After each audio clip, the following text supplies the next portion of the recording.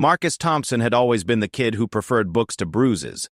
At 17, he stood 5 feet 8 inches tall with a lean frame that had never seen the inside of a gym for anything more strenuous than mandatory physical education classes.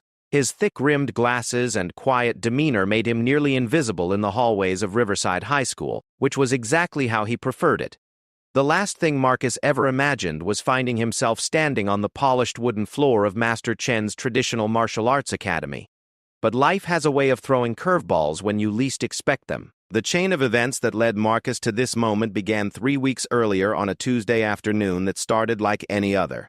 He was walking home from school, taking his usual route through the older part of town where the buildings cast long shadows and the sidewalks were cracked from years of settling foundations. Marcus had his earbuds in, listening to a podcast about ancient history, completely absorbed in a discussion about Roman military tactics when he heard the unmistakable sound of someone in distress. Through the narrow alley between Chen's martial arts academy and the old hardware store next door, Marcus could see 3 older teenagers surrounding a younger boy who couldn't have been more than 13. The kid was pressed against the brick wall, his school backpack torn and its contents scattered across the dirty pavement.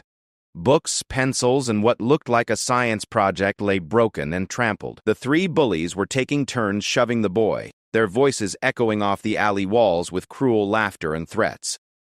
Marcus felt his heart rate spike, but not from excitement or adrenaline. Fear coursed through his veins like ice water.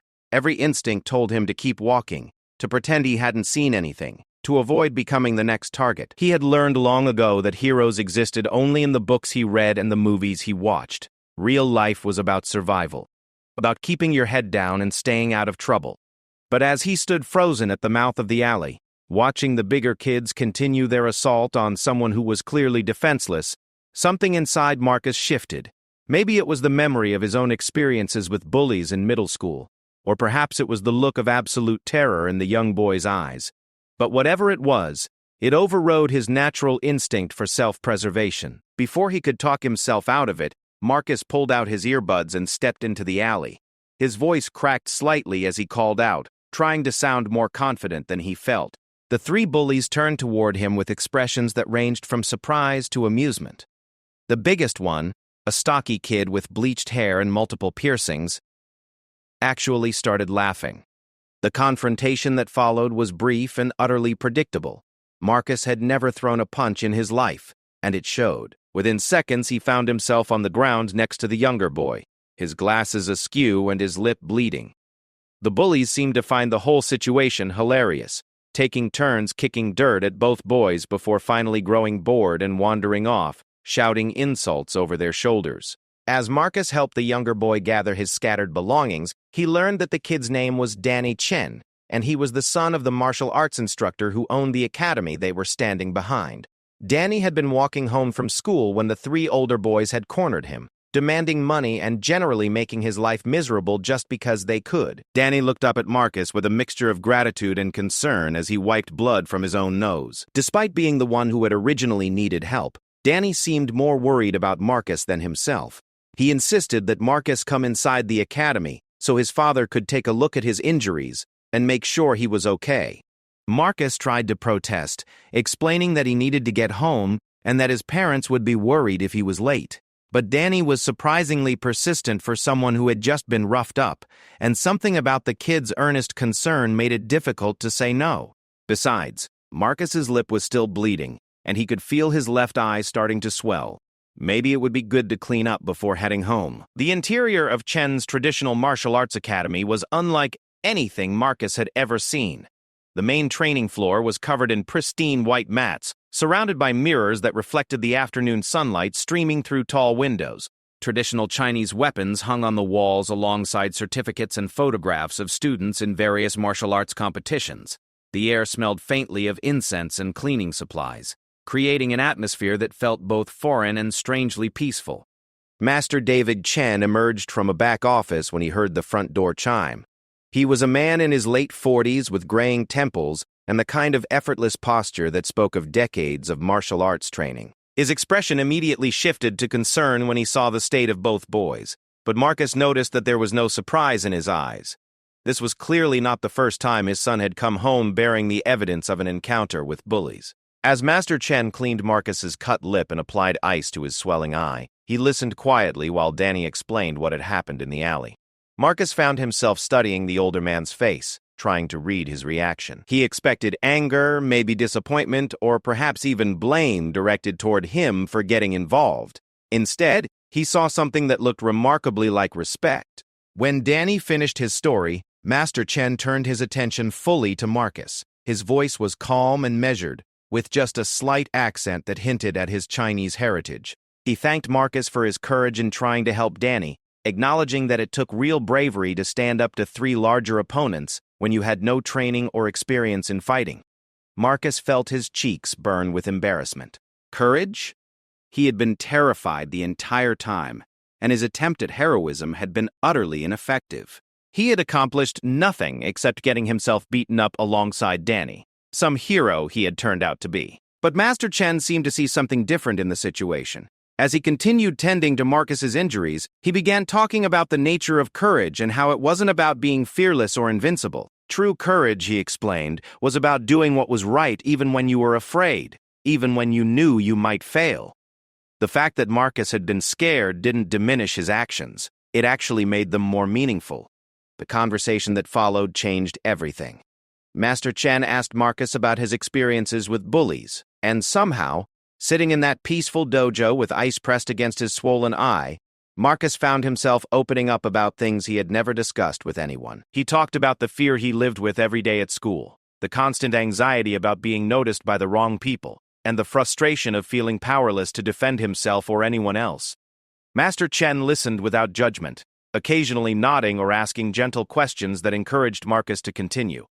When Marcus finally ran out of words, the older man sat back in his chair and studied him for a long moment. Then he made an offer that would change the trajectory of Marcus's entire life.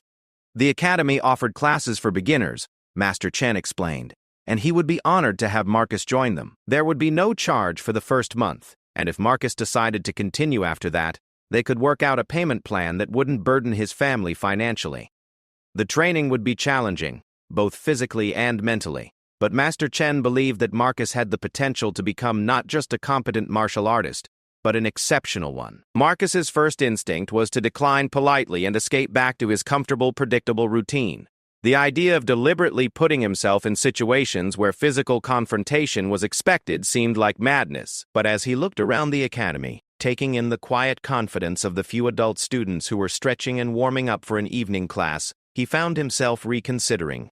Maybe it was the lingering adrenaline from the afternoon's events, or perhaps it was the way Master Chen had treated his failed attempt at heroism as something worthy of respect rather than ridicule. Whatever the reason, Marcus heard himself agreeing to think about it, promising to give Master Chen an answer within a few days. The walk home that evening was surreal. Marcus's face throbbed with every step, and he knew he would have some explaining to do when his parents saw his injuries. But underneath the physical discomfort, there was something else, something he hadn't felt in years. For the first time since he could remember, he had taken action instead of simply observing from the sidelines. The action had failed spectacularly, but he had done something rather than nothing. His parents' reaction was exactly what he expected. His mother fussed over his injuries while simultaneously lecturing him about the dangers of getting involved in other people's problems. His father listened to the story with a mixture of concern and grudging pride, clearly torn between wanting to protect his son and being pleased that Marcus had tried to help someone in need. Over dinner, as Marcus recounted the events of the afternoon for the third time, he found himself mentioning Master Chen's offer almost casually, as if it were just an interesting footnote to the day's drama. His parents exchanged glances across the table, and he could practically see them having an entire conversation without words. His mother was the first to speak, expressing concerns about the cost and the time commitment. His father was more practical, asking questions about the school's reputation and safety record. But underneath their parental concerns, Marcus could sense something else. They had watched their quiet, bookish son struggle with confidence issues for years, and while they would never push him into something he didn't want to do, they weren't opposed to the idea if it might help him develop some self-assurance. That night, Marcus lay in bed staring at the ceiling, his swollen eye making it difficult to find a comfortable position. His mind kept replaying the events of the day, but now he found himself focusing less on his own failure and more on the moment when he had made the decision to step into that alley. He had been terrified, completely outmatched, and utterly unprepared, but he had acted anyway. The more he thought about it, the more he realized that Master Chen had been right about courage. It wasn't about being fearless or guaranteed to win. It was about choosing to do what was right, despite the fear, despite the odds, despite the very real possibility of failure. For the first time in his 17 years, Marcus had been truly brave, even if it had only lasted for a few minutes. The next few days passed in a blur of normal routine, punctuated by moments of decision. Marcus went to school, attended his classes, and completed his homework, but his mind kept wandering back to the martial arts academy. He found himself researching different martial arts styles online, reading about the philosophy behind various fighting systems, and watching YouTube videos of tournaments and demonstrations. His friends noticed the change in him almost immediately. The black eye was hard to miss. But it was more than that. There was something different in the way Marcus carried himself, a subtle shift in his posture and demeanor that suggested internal changes were taking place. When they asked about his injuries, he found himself telling the story with less embarrassment and more matter-of-fact honesty than he had expected. By Thursday evening, Marcus had made his decision. After dinner, he asked his parents if he could walk back to the academy to talk to Master Chen. They agreed, with the understanding that this was just a conversation, and that no commitments would be made without further family discussion. The academy was busier in the evening, with classes in session and students of various ages and skill levels training throughout the building. Marcus stood in the lobby for several minutes, watching through the glass doors as a group of teenagers practiced forms with an intensity and focus that bordered on meditation. Their movements were precise and powerful, each technique flowing seamlessly into the next, in a way that made martial arts look more like dancing than fighting. Master Chen appeared beside him so quietly that Marcus jumped slightly. The older man smiled apologetically and gestured toward his office, suggesting they could talk privately without disturbing the ongoing classes. As they settled into chairs across from each other, Marcus realized that his nervousness had less to do with fear and more to do with anticipation. The conversation was brief and straightforward. Marcus explained that he had thought carefully about the offer and wanted to accept it, understanding that it would require dedication and hard work. Master Chen nodded approvingly and began outlining what Marcus could expect from the beginner's program, emphasizing that martial arts training was as much about mental discipline as physical technique. They agreed that Marcus would start the following Monday with the introductory class that met 3 times a week in the early evening. Master Chen provided him with information about the basic equipment he would need and a schedule of classes and special events. As they shook hands to finalize the arrangement, Marcus felt a surge of excitement mixed with terror that reminded him of the moment he had stepped into the alley to help Danny.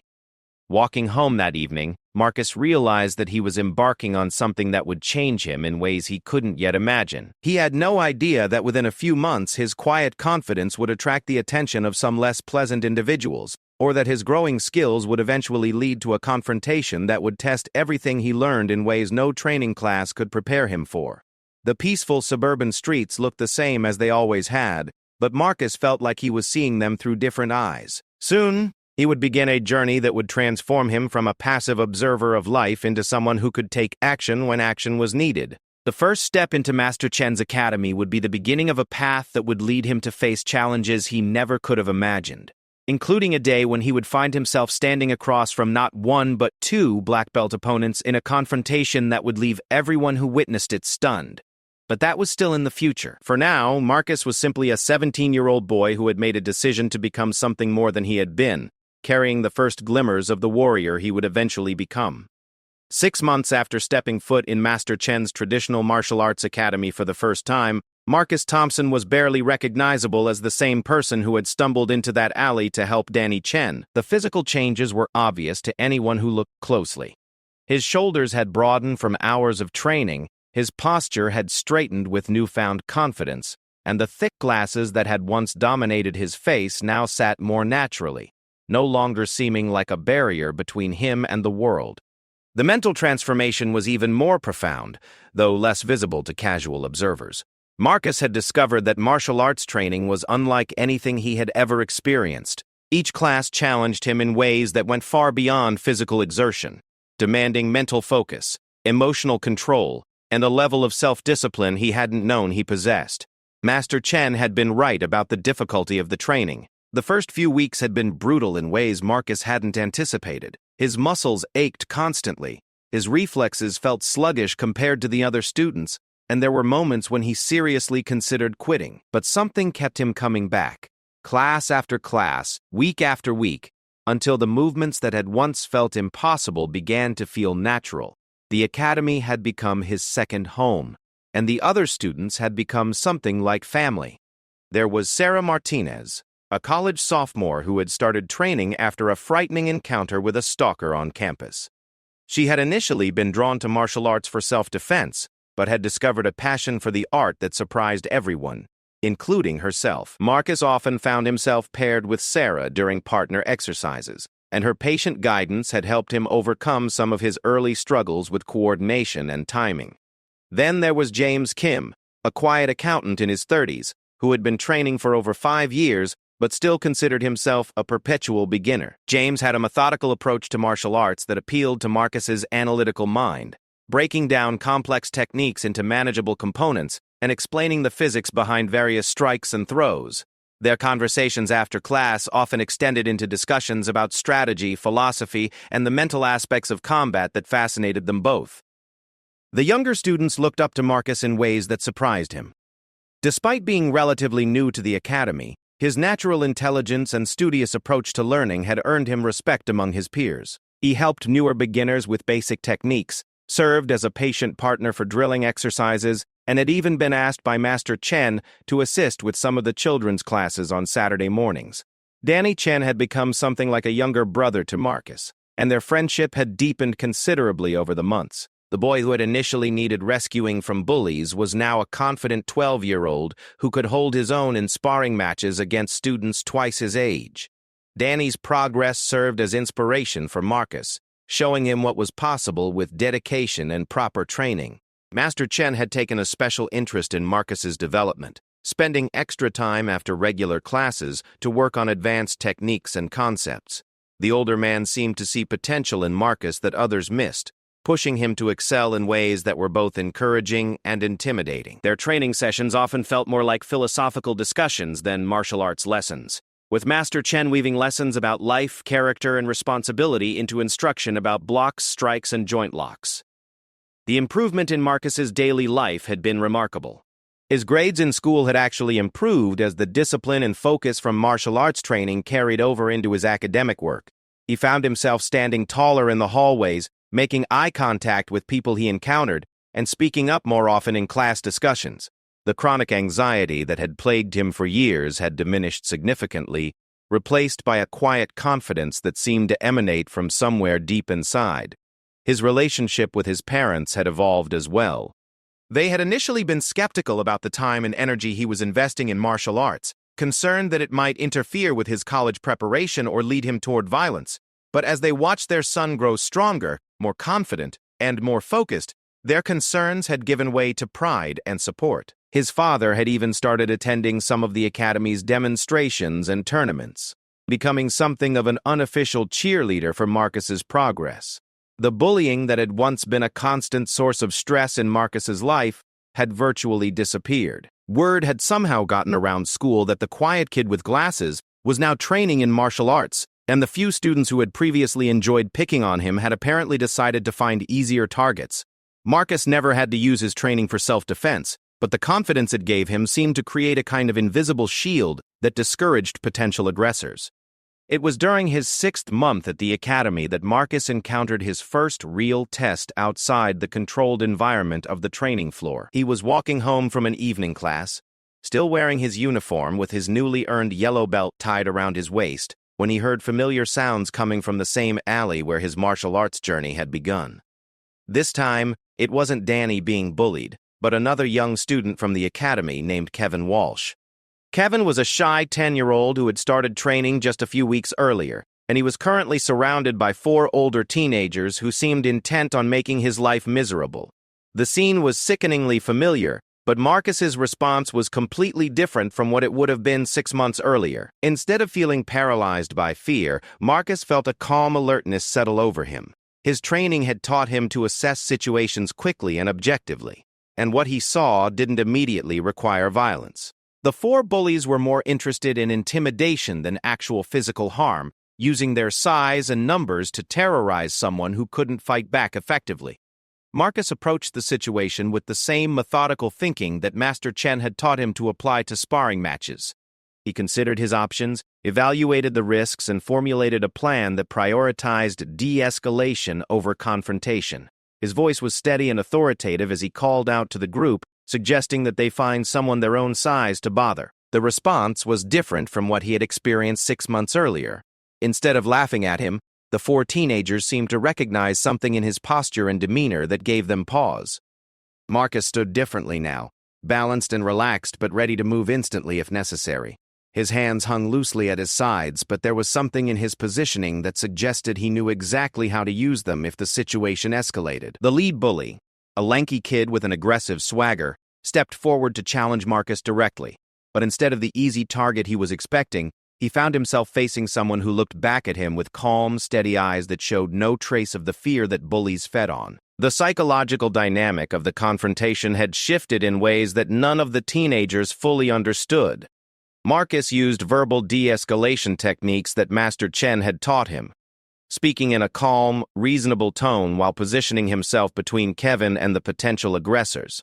He acknowledged the bullies' frustration without backing down, offering them a face-saving way to leave the situation without losing status among their peers. The whole interaction lasted less than 3 minutes, and it ended with the four teenagers walking away in search of easier entertainment.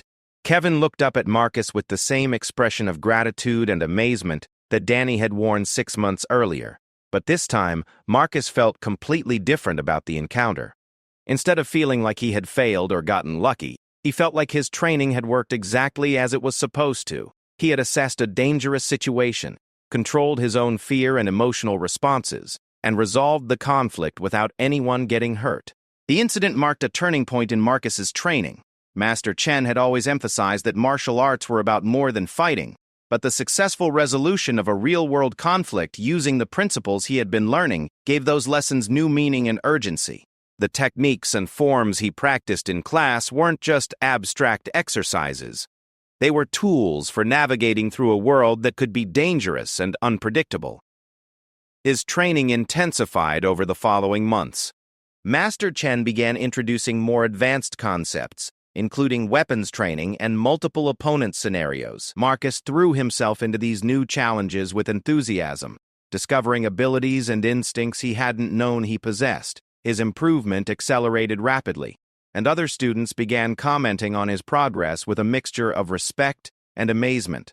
The academy community started treating Marcus differently as well. He was no longer the new student who needed extra help and encouragement. Instead, he had become someone that newer students looked up to, someone whose opinion and advice were sought out by his training partners. Master Chen began including him in advanced seminars and workshops that were typically reserved for senior students, and there was talk about fast-tracking his progression through the belt ranking system.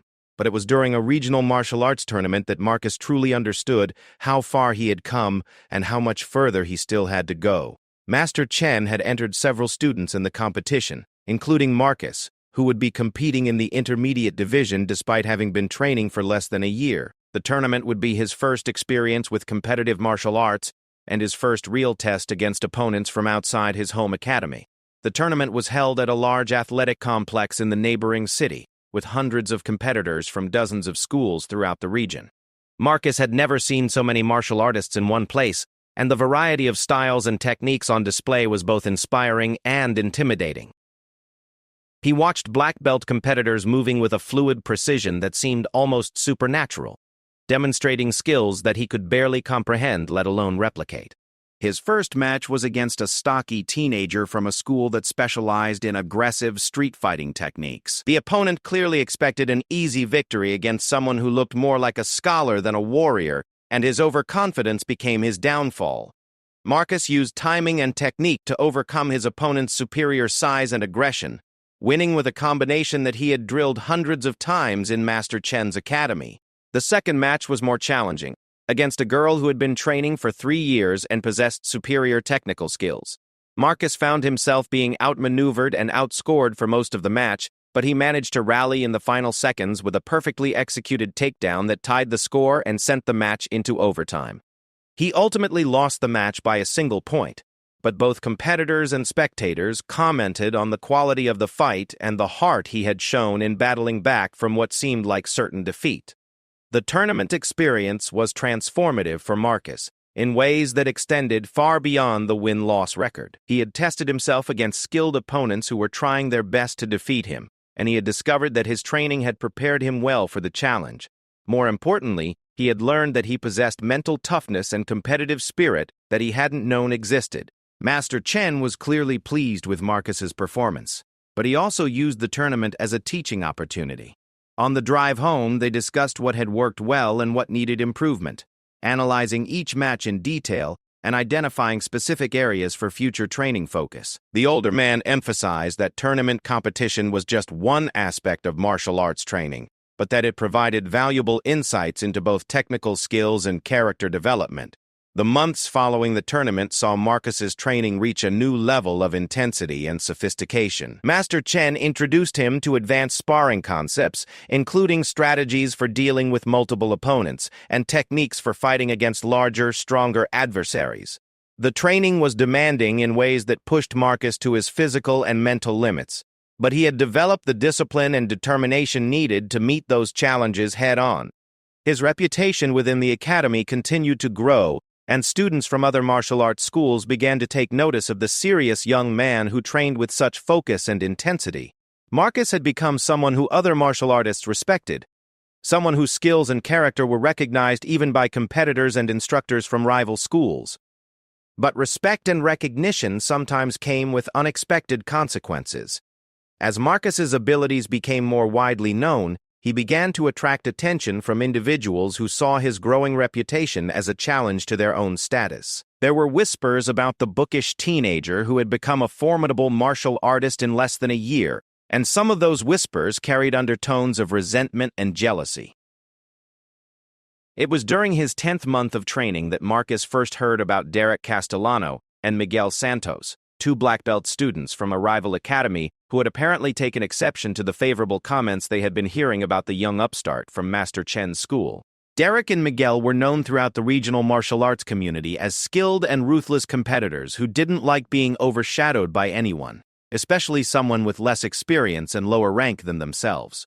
The brewing conflict might have remained at the level of rumors and posturing, if not for an incident at a local martial arts supply store, where Marcus had gone to purchase new training equipment. Derek and Miguel happened to be there at the same time, and what should have been a brief chance encounter escalated into a confrontation that would ultimately change everything. The details of what was said between them became the subject of much debate in the weeks that followed, but the outcome was clear enough. Derek and Miguel issued what amounted to a formal challenge, demanding that Marcus prove himself worthy of the reputation he had been building. They proposed a match, 2 against 1, to settle the question of who deserved respect in the regional martial arts community. Marcus's initial reaction was to decline the challenge and walk away from the confrontation. His training had taught him that fighting should always be a last resort, used only when all other options had been exhausted. But Derek and Miguel were persistent, following him out of the store and continuing their verbal assault in the parking lot, where other martial artists and curious onlookers began to gather. The situation escalated quickly beyond Marcus's ability to control it through de-escalation techniques. Derek and Miguel made it clear that they would continue to pursue the matter until it was resolved to their satisfaction, and their aggressive behavior was attracting more and more attention from the growing crowd of spectators. Marcus realized that he was facing a choice between accepting the challenge or appearing to back down in front of the entire regional martial arts community. When Master Chen heard about the confrontation later that evening, his reaction was complex and thoughtful. He was clearly concerned about the risks involved in such a match, but he also recognized that Marcus had been placed in a position where declining the challenge might undermine everything he had worked to achieve. After much discussion and careful consideration, Master Chen agreed to support Marcus in accepting the challenge, with the understanding that the match would be conducted under controlled conditions with proper supervision and safety protocols. The formal arrangements took several weeks to finalize, with representatives from both academies negotiating the rules, location, and conditions for the unprecedented 2-on-1 match. Word of the upcoming confrontation spread throughout the regional martial arts community, generating excitement, controversy, and intense speculation about the likely outcome. Marcus used those weeks to prepare with an intensity that exceeded anything he had previously experienced. Master Chen designed special training regimens specifically for dealing with multiple opponents, drawing on decades of experience and knowledge to give his student every possible advantage. The preparation was exhausting and often discouraging as Marcus discovered just how difficult it was to defend against two skilled opponents working together. As the date of the match approached, Marcus found himself experiencing emotions and pressures unlike anything from his previous tournament experiences. This wasn't just about winning or losing a competition. It was about defending the honor of his academy, justifying the faith that Master Chen had placed in him, and proving to himself that he had truly become the martial artist he had worked so hard to become. The night before the match, as Marcus lay in bed trying to calm his racing thoughts, he reflected on how completely his life had changed since that afternoon in the alley behind the academy. The scared, passive teenager who had once been afraid of his own shadow was gone, replaced by someone who was preparing to face two black belt opponents in front of an audience that would include some of the most skilled martial artists in the region. Tomorrow would determine whether his transformation was complete or whether he still had more to learn about courage, skill, and the true meaning of martial arts. The confrontation that awaited him would test everything he had learned and push him to limits he had never imagined reaching. But whatever the outcome, Marcus knew that he was no longer the same person who had stumbled into Master Chen's academy 10 months earlier, looking for a way to become something more than he had been. The morning of the match dawned gray and overcast, with thick clouds that seemed to mirror the weight of anticipation that had settled over the regional martial arts community. Marcus woke before his alarm, his mind already racing through the strategies and techniques that Master Chen had drilled into him during weeks of intensive preparation. The butterflies in his stomach felt different from the paralyzing fear he had once experienced. This was focused energy, nervous excitement mixed with determined resolve. The venue chosen for the unprecedented confrontation was the gymnasium at Eastside Community College, a neutral location that could accommodate the large crowd expected to witness the unusual 2-on-1 match. By noon, martial artists from schools throughout the region had begun arriving, creating an atmosphere that buzzed with excitement and speculation. Veterans of the martial arts community shook their heads in amazement, commenting that they had never seen anything quite like this in their decades of involvement with the sport. Master Chen arrived early with Marcus and a small group of senior students from their academy who would serve as corner coaches and moral support. The older man's demeanor was calm and confident, but Marcus could see the concern in his eyes as he surveyed the growing crowd and the elaborate preparations being made for the match. This wasn't just about one student's performance. The reputation of the entire academy was on the line. Derek Castellano and Miguel Santos arrived with considerably more fanfare, accompanied by an entourage from their school that included their instructor, several senior black belts, and what appeared to be their own cheering section. Both young men were impressive physical specimens, clearly having dedicated years to developing not just their martial arts skills, but their overall conditioning and strength. Derek stood about 6 feet tall with the lean, muscular build of a dedicated athlete, while Miguel was shorter but more heavily muscled, with the compact power of someone who specialized in close-range combat techniques. As the crowd continued to grow, Marcus began to realize just how much attention this match had attracted. He recognized faces from tournaments throughout the region, including several martial arts instructors whose opinions carried significant weight in the community. There were also people he didn't recognize, spectators who had apparently heard about the unusual match through word of mouth and had come to witness what many were calling a historic confrontation. The formal weigh-in and rule explanation took place at 2 o'clock, with representatives from both schools and several neutral referees going over the agreed-upon conditions one final time. The match would consist of 3 5-minute rounds, with victory going to whoever scored the most points or achieved a clear submission or knockout. Marcus would be allowed brief rest periods between rounds, while Derek and Miguel would be able to tag in and out during active competition, ensuring that he would always be facing fresh opponents. The rules favored his opponents in almost every conceivable way, but Marcus had accepted these conditions as part of the challenge. Master Chen had spent considerable time preparing him for the disadvantages he would face. developing strategies that could help him survive and potentially even prevail against two skilled opponents who could coordinate their attacks and take turns wearing him down. As the afternoon wore on and the start time approached, Marcus found himself experiencing a strange sense of calm that surprised him. The massive crowd, the pressure, and the seemingly impossible odds should have been overwhelming, but instead he felt a focused clarity that reminded him of his best training sessions with Master Chen. All the preparation, all the drilling, all the mental conditioning had led to this moment, and he was as ready as he could possibly be. The warm-up period allowed him to move through his forms and stretching routines while the crowd settled into their seats and the final preparations were completed. He could feel hundreds of eyes watching his every movement, analyzing his technique and trying to gauge his chances against the two black belt opponents who were warming up on the opposite side of the gymnasium.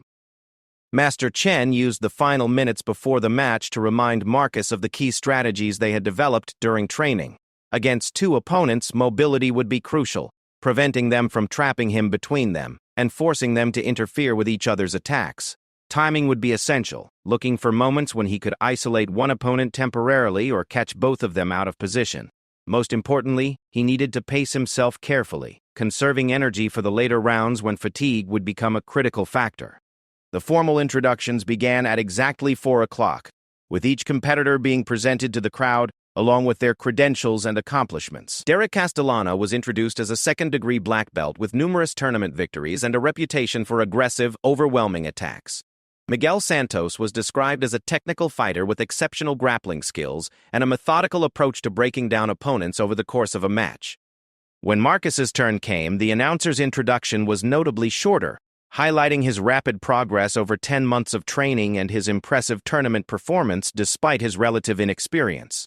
The crowd's reaction was mixed, with clear support from the contingent that had come from Master Chen's academy, but skeptical murmurs from those who questioned whether someone with his limited experience belonged in the same ring with two accomplished black belts.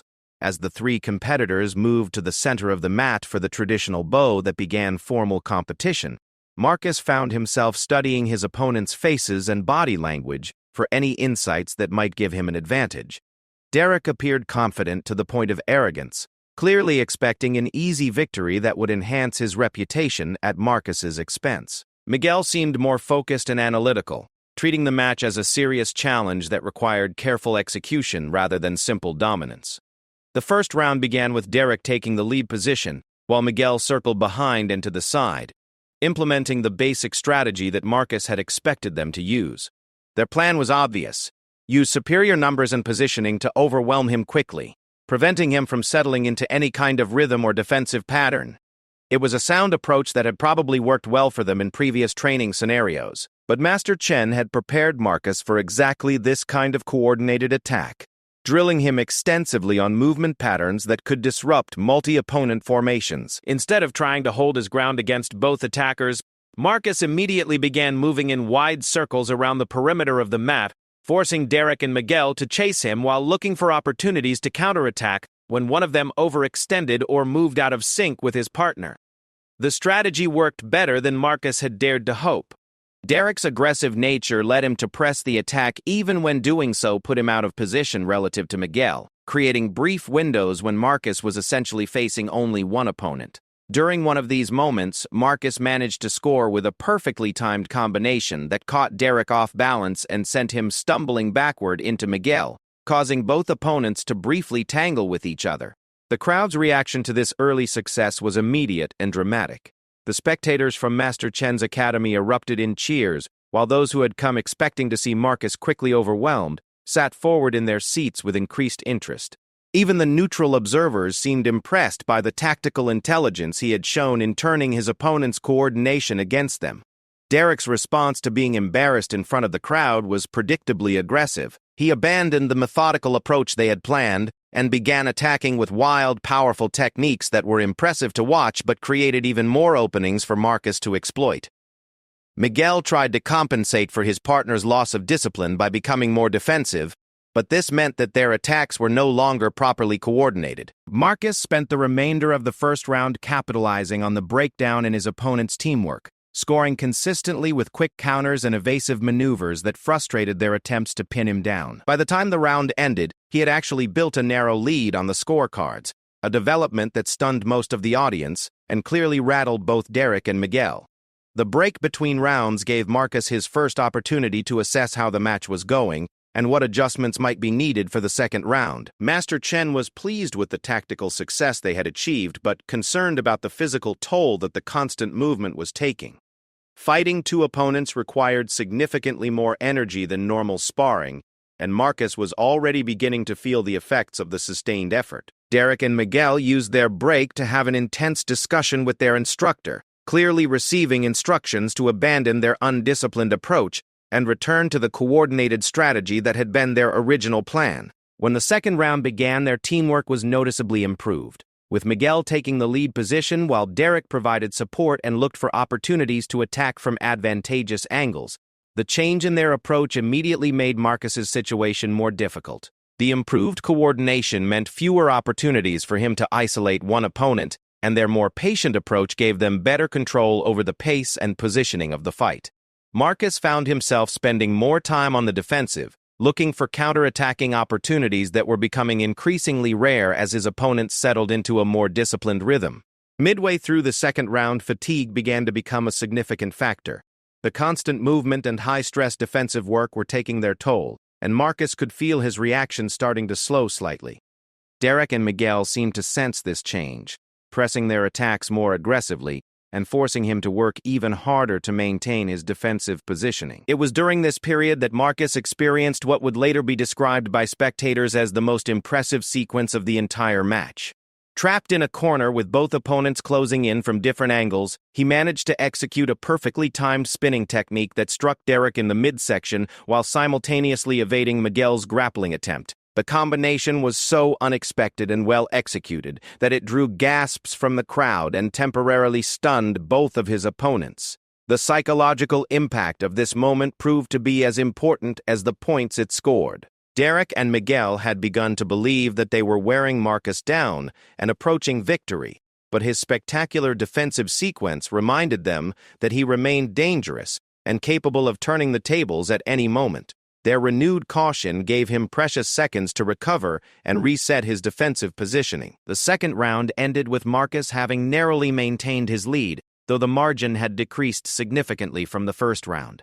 More concerning was his visible fatigue, which was becoming apparent to everyone in the gymnasium. Master Chen used the break to provide water and encouragement, but both teacher and student knew that the third round would be the real test of everything they had worked to develop.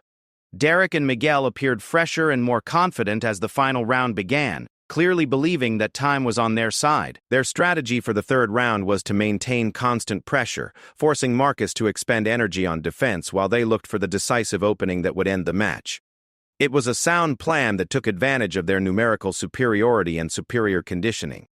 The early minutes of the final round were the most difficult that Marcus had experienced during the entire match. His legs felt heavy, his reactions were a fraction slower than they had been in the first round, and his opponents were pressing their attacks with renewed intensity. Several times he found himself in genuinely dangerous positions, saved only by reflexes and defensive techniques that had been drilled into him through months of intensive training. But as the round progressed, something unexpected began to happen. Derek and Miguel had been fighting for the same amount of time as Marcus, and while they had been able to tag in and out during the earlier rounds, they had both been working at high intensity throughout the match. Their own fatigue was starting to show, manifesting as slightly slower attacks and less precise coordination between them.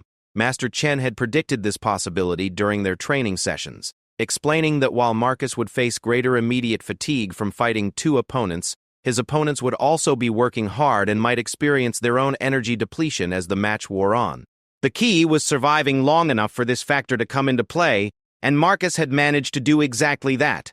Recognizing that his opponents were beginning to slow, Marcus made a tactical decision that surprised everyone watching, including Master Chen. Instead of continuing his defensive evasive strategy, he began to press forward with attacks of his own, taking advantage of Derek and Miguel's decreased mobility and reaction time to score with techniques that would have been impossible earlier in the match. The shift in momentum was dramatic and immediate. Spectators who had been expecting to see Marcus gradually overwhelmed instead witnessed him seizing control of the match during its final minutes.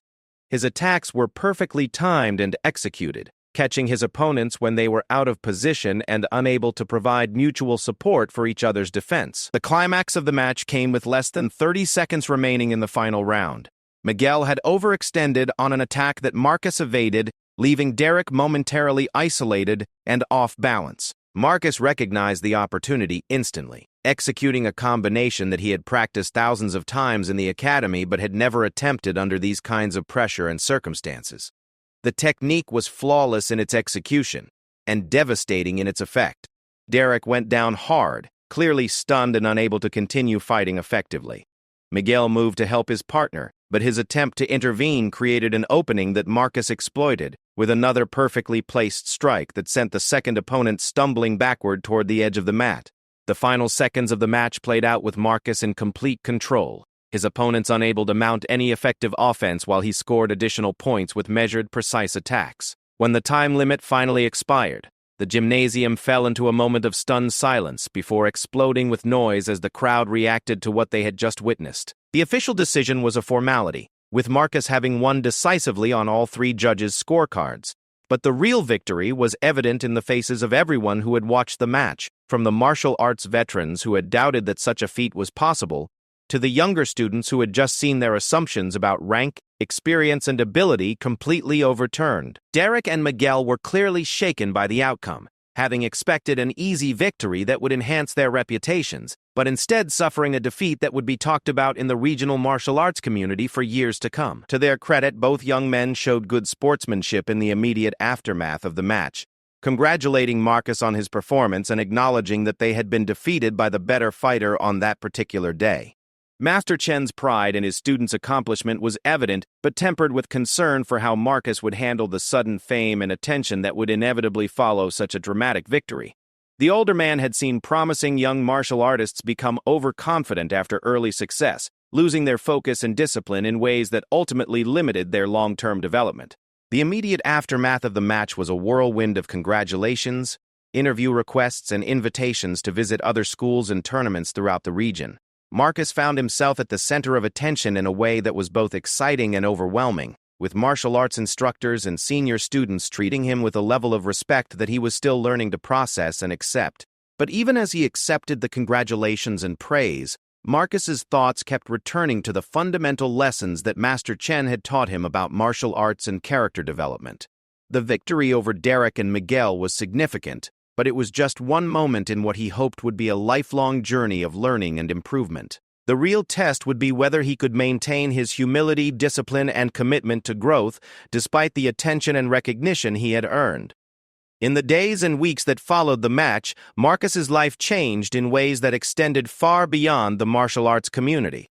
His story spread through social media and local news outlets, inspiring other young people who had felt powerless or overlooked to consider martial arts training as a path toward confidence and personal development. He received letters and messages from students around the world who had been motivated by his example to begin their own journeys in martial arts. The transformation from the quiet, fearful teenager who had stumbled into Master Chen's academy to the confident young martial artist who had defeated 2 black belt opponents in front of hundreds of spectators was complete. But Marcus understood that it represented a beginning rather than an ending. The skills, confidence, and character he had developed through martial arts training would serve him throughout his life, in situations and challenges that had nothing to do with fighting or competition. Looking back on that day in the gymnasium, Marcus would always remember it as the moment when he fully understood what Master Chen had been trying to teach him from the very beginning. Martial arts weren't really about fighting or defeating opponents. They were about developing the strength, courage, and wisdom needed to face whatever challenges life might present. The victory over Derek and Miguel had been impressive, but the real victory was the person he had become in the process of preparing for it. The quiet, bookish teenager who had once been afraid of his own shadow was gone forever, replaced by someone who understood that true strength came not from the ability to defeat others, but from the courage to face any challenge with determination, skill, and honor. It was a lesson that would guide him for the rest of his life, long after the applause had faded and the crowds had gone home.